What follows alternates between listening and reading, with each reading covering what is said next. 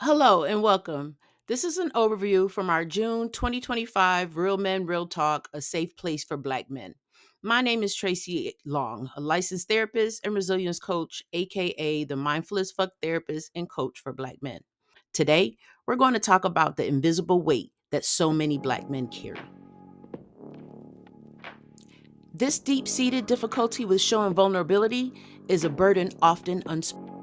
So let's kick it off with a quote from one of the men that was there. And they said, I hate that we've been trained to be afraid to be vulnerable with people.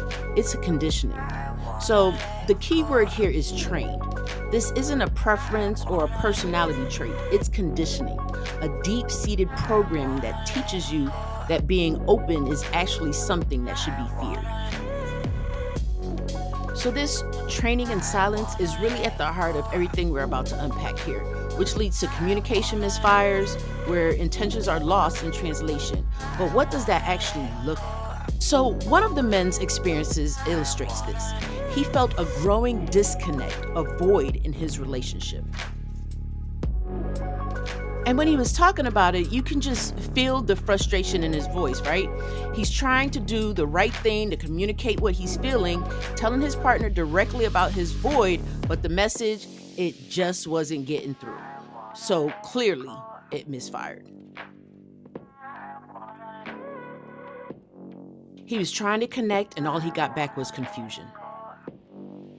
His direct message about needing quality time was met with confusion, so it caused arguments, leading to betrayal when he sought connection elsewhere. This slide breaks down the whole misfire so clearly. On the left, you see his message. It's simple, it's direct. Hey, we need more quality time. I feel like you're ignoring me. But look at the right. Look at the result. When he tried to fill that void by just talking to someone else, a friend, it was seen as betrayal. It led to fights, accusations. His core need for connection got completely lost in translation. On one side, you've got that classic fix it mentality, see a problem, find an instant microwave solution, and move on. But that just doesn't work in our emotional lives. You see, when communication breaks down, it's really just about the words. There's this whole other layer that can completely sabotage a conversation before it even starts. This brings us to the core tension, your message versus your delivery. So, as one of the other men put it, a profound message can be destroyed by aggressive delivery. If you're coming at someone with anger and stress, the what you're saying gets totally steamrolled by how you're saying it. This is a perfect way to put it. So he continued this analogy. He says his message might have all the depth and meaning of a Malcolm X speech, but the way it comes out, it's aggressive, it's confrontational, it's a Donald Trump delivery. And just like that, the beautiful message is completely destroyed by the hostile energy.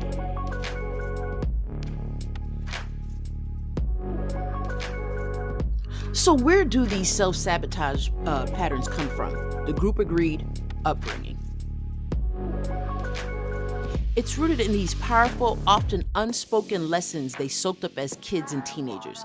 Lessons that completely shaped how they deal with emotions and conflict as grown men.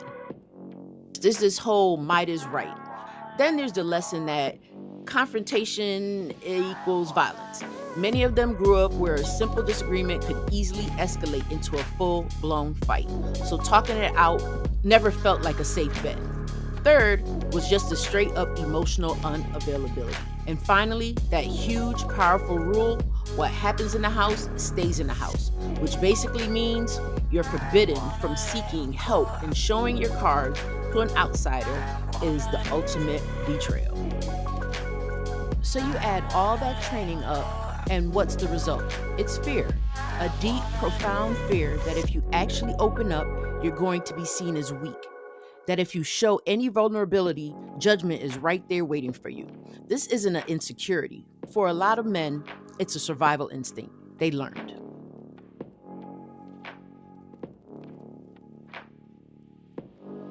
So then the conversation shifted to solutions, focusing on support mindset over a fixed it mentality. On one side, you've got that classic fix it mentality. See a problem, find an instant microwave solution and move on. But that doesn't work for our emotional lives. The support mindset, which isn't about solving anything at all, it is about providing relief, being a resource, just holding space for a conversation without the pressure to fix it.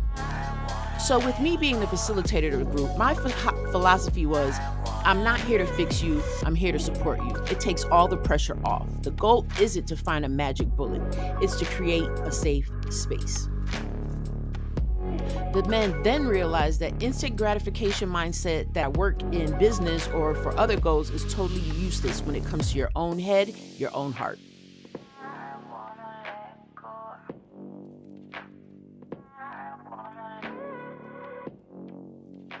So one of the men said, look, if you break your arm, nobody expects you to be fine the next day. It's obvious. You know it needs a cast, it needs time, it needs physical therapy. Well, emotional healing is the exact same way. It's a slow, steady process, and you have to give it time. So all of this led the group to basically redefine what healing even means. It's not some destination you finally arrive at where everything is perfect. It's a journey, a continuous process. And the goal isn't to erase the past or pretend the pain never happened. It's about changing your relationship with that pain.